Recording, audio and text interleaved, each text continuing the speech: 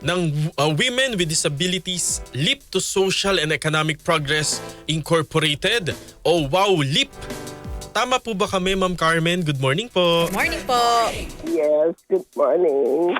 Opo, at pasensya na po kayo sa aming pang-aabala. Alam po namin na medyo... Okay lang, okay lang. Opo. Ma'am, napanood niyo na po itong video po, viral po sa Kidapawan?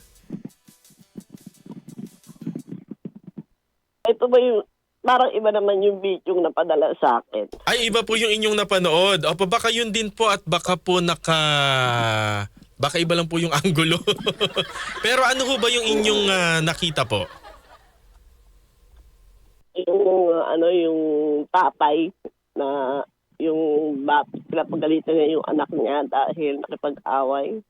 Hindi po. Baka po, ma'am, kasi di ba sa internet kapag pagka may kinlik ka, tas parang halimbawa naka-private or nalilipat siya ng ibang Nililipat video. na ibang video. Opo.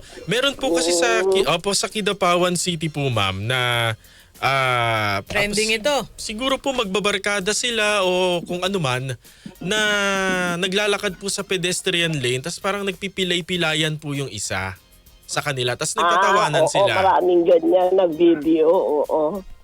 Opo. Ano po ang masasabi Oo. natin dito, Ma'am Carmen? Siyempre, alam mo, yan ay isang paglabag sa batas ng ng RA 9442, yung public ridicule, yung gagawin mo katatawanan yung kapansanan.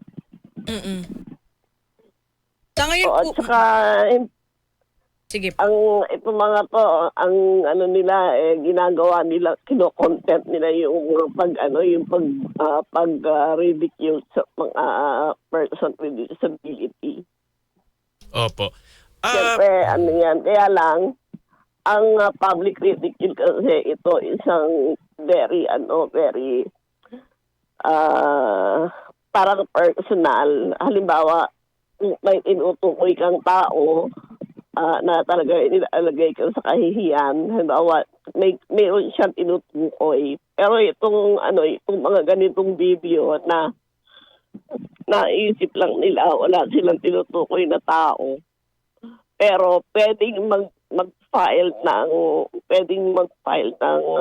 kaso yung isang parang class suit, no? Pwedeng pero hangga't hindi sila nagtutukoy ng isang tao, kasi dapat may tao na tinutukoy. Okay. So kung ganyan po na parang in general po, magiging class suit lang po siya, hindi po criminal charges. Parang gano'n. Kasi kapag person with disability, dapat isang grupo ng person with disability ang mag-file ng kaso sa kanila. Pero yung iba po kasi, Ma'am Carmen, ginagawang for the content na lamang po. Paano po yung mga ganitong usapin yung ginagawa po nila para sa kanilang mga social media pages? Kaya alam mo kung maaalala natin yung kaso ni nung kay Mocha Olson dati na ginawa nila yung sign language Opo. sa mga deaf. Opo. Ang ginawa yung isang grupo ng deaf, talagang nag-file sila ng suit laban kay Mocha Olson. Saka doon kay Kusini yung bading na kasama niya. Opo. So, yun, sila, talagang, yun yung nagkaroon ng impact kasi isang grupo ng deaf ang nag-file ng kaso. Opo. Alam niyo po kung anong update doon, ma'am? Di ba tinanggal nga na at nag-public apology sila? Hanggang ganun lang? Parang ganun lang. Kasama niya si Drew Olivar. Yung parang nagsa-sign language po yun, sila. yun. Opo. Oo. Pero kasi alam mo, at yung mga taong ganyan, parang sabihin natin, parang wala sila sa katinuan talaga din eh. Opo. Ma'am, At ayun, parang napakahina din kasi nung ng batas at pwede natin yung siguro, pwede nating palakasin yung batas na yan dahil hindi siya gaano. Pero may mga individual no na may naipanalo nila yan kasi talagang personal na sila ang tinukoy at ginawang katatawanan sa publiko at meron ng mga naparusahan dyan. Opo. Ma'am, kanina nabanggit niyo yung batas na sabi niyo nga parang walang ipin, walang pangil. Ano po ba ang parusa dito sa mga kababayan po natin na mangungutya ng taong or person with disability? Ang parusa dyan ay 6 hanggang 2 taon na magkakulong at magbabayad sila ng danyos na 50,000 pesos. Opo. So parang sa palagay po ninyo nakukulangan po kayo roon kaya po marami pa rin tayong mga kababayan na nangungutya ng mga PWD. Oo. At saka yun ding ugali ng yung mga ugali din ng mamamayan na hindi nila gaanong pinapansin yan dahil parang sanay na sila eh. Opo. Nabanggit Yun, parang at saka syempre alam mo naman kung paano magkakaso dito sa Pilipinas. Pagbayad mo pa lang ng filing fee, pera na yan. Sino pa yung malimit na pinuputya, yung mga mahihirap? Subukan lang nila na kumutya sa may kaya. Talagang may kalalagyan sila. Opo. Nabanggit po ninyo na parang sanay na po kasi yung mga kababayan natin na nangungutya ng mga PWD. Tracing back po nung mga, di ba po, dekada 80, 90, yung mga comedy show po natin, yung mga sitcom. Oo, yan. Mas palala noon dahil yung mga yung inalagay pa nila sa circus itong mga person with disability. Yun, pero yan ay unti-unti itong batas na to ay naging nung naipasa itong batas na to at nagkaroon ng malawakang kampanya yung mga person with disability themselves ay talagang pati nga yung pag sa circus ay kami sumusulat kami sa mga sa mga kinauukulan para tigilan na ito, pero alam mo, hindi mo rin talaga mapigilan dahil wala naman kasing pagkakakitaan itong mga tao na to kundi yung ganong klase ng trabaho. Kumbaga parang ma'am, parang tinatanggap na rin po nila kasi po sa kahirapan po, sa kawalan po ng hanap buhay. Tama. Kaya hindi talaga, mahirap talaga na kapag ang kalaban mo dito yung kahirapan. Opo. Ano naman pong... Gagawin nila yan. Opo. Ano naman po yung masasabi po ninyo dun sa mga entertainer po ngayon na PWD na parang in-embrace nga po nila yung kanilang kapansanan at ginagamit po nila sa comedy?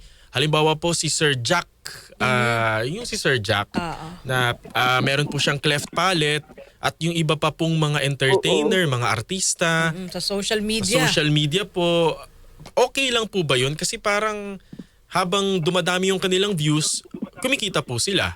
Tingnan natin kasi ito si Jack, regardless of his disability, talagang yun ang isip niya na hindi naman niya, yun ang natural niya magsalita at magganito. At yung lahat ng sinasabi niya, kinoconnect lahat dun sa disability niya. Pero kung titignan natin, yung pinoproject ni Jack ay yung kanyang political views, no? Which is nakaka-instapan talaga, di ba? Pero ito ay dito lang natin nakikita, maging sino ka man, person with disability or not, meron kang sariling political view. Kaya lang, ginagawa nga siyang katatawanan.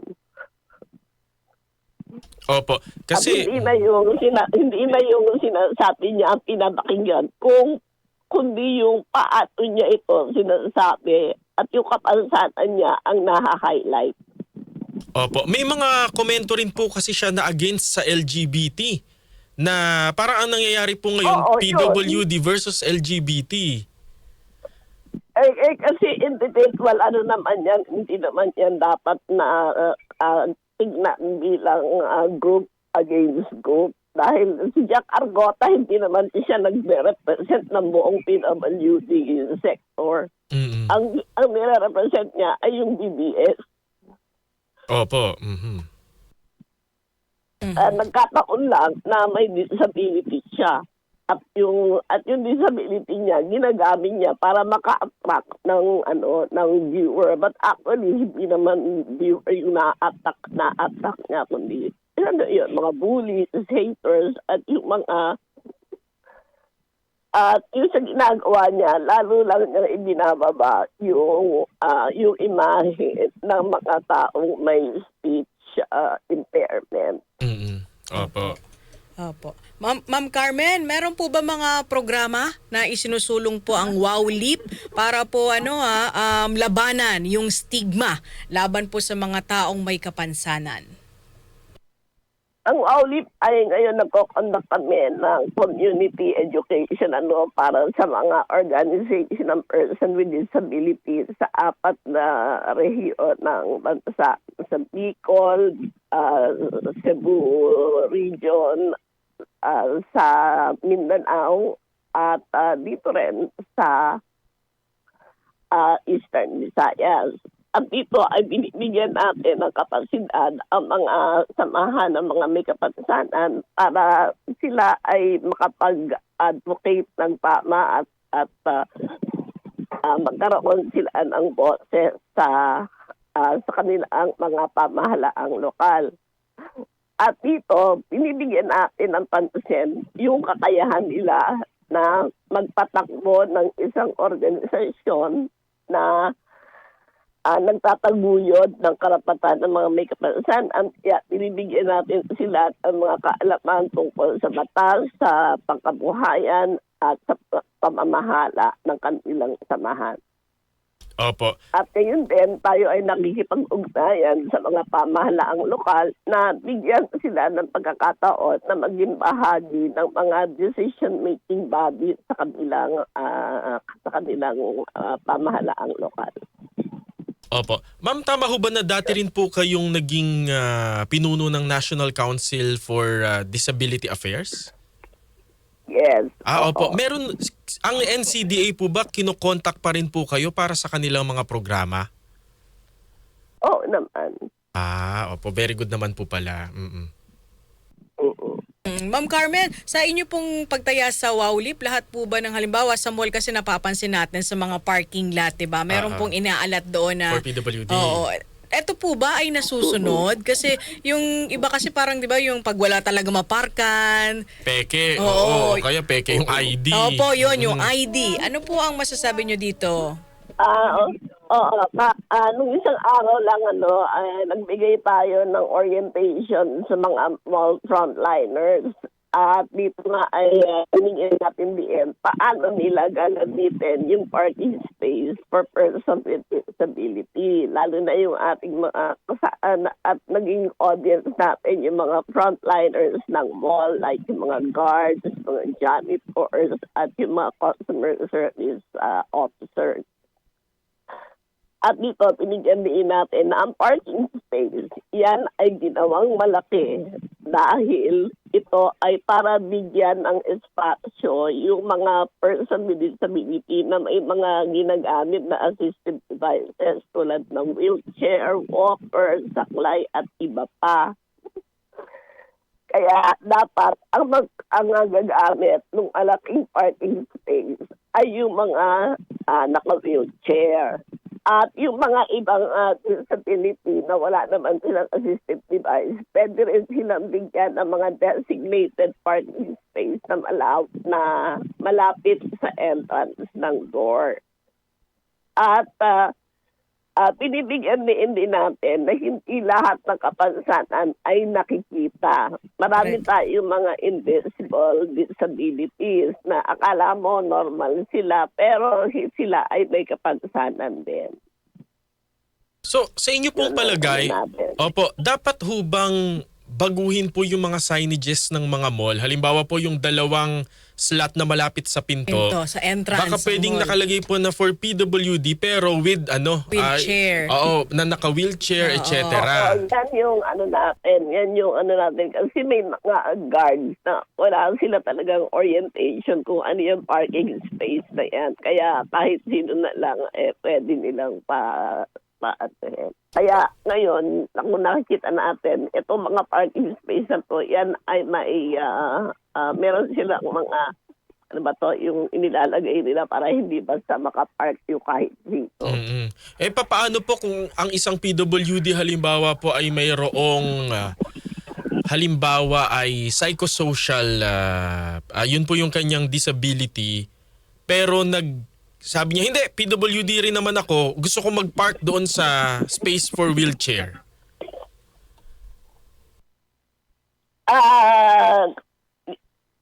Marami po kasi tayong na kailangan ang person with disability mismo ay aware kung ano yung kanyang kapansanan at hindi ginagamit ang kapansanan para sa isang pribilehiyo na hindi para sa kanya. Kaya dapat ito ay alam din ng mga caretakers ng mga public facilities. So hindi pwedeng, it's a privilege for some but not for everyone. Ayun. Siguro Ma'am Carmen, panghuli na lamang po, mensahe po sa ating mga kababayan para tigilan na yung pangungutya sa ating mga kababayan na persons with disability. Hanggat walang ang natin, kapag meron kayong ganyan, i-report agad para i-take down yung page na yan. Kasi nakalagay naman dyan is harassing or bullying na pwede nating ipa-take down yan kung mas maraming mga tao ang magre-report. In fact, marami na tayong namatanggal ng mga ganyang page. Opo. And with that, Kaya dapat tayo rin maging vigilant din tayo. Kung social media yan, sige, social media na ang labanan. At dapat alam natin kung paano natin ipagtatanggol ang ating sarili sa social media. opo. Ma'am Carmen, maraming salamat po Thank sa you inyong po. panahon at insights. God bless po Ma'am Carmen. Okay, thank you very much. Salamat po. Nakausap po natin si Ma'am Carmen Zubiaga. Siya